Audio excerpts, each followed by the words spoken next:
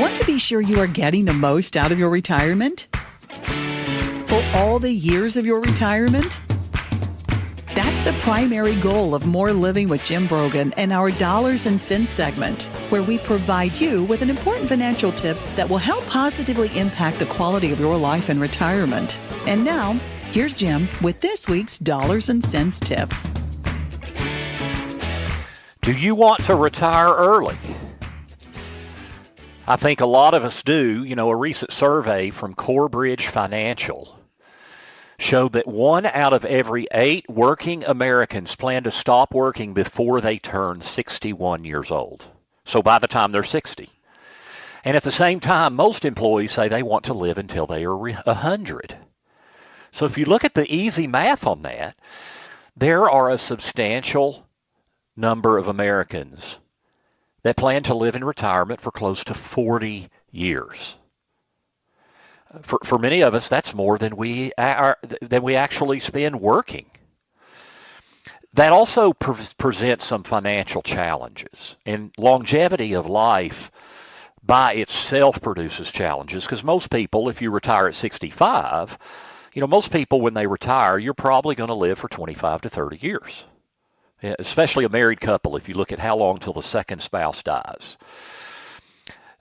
The reality is the financial risks that come with living long lives in retirement start to compound.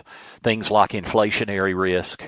What's it going to cost for things 30 years from now or even 20 years from now? We look at inflation right now.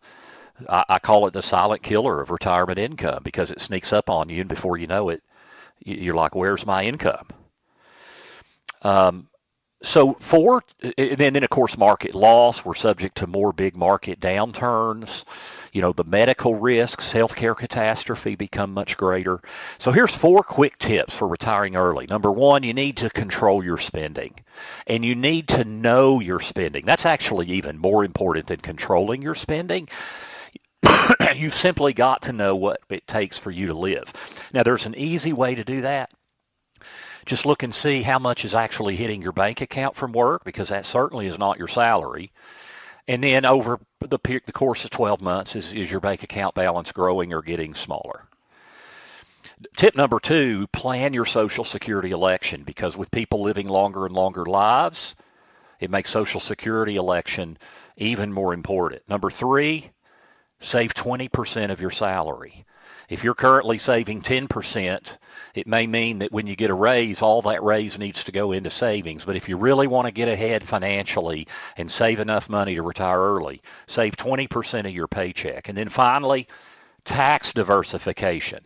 We think about investment diversification.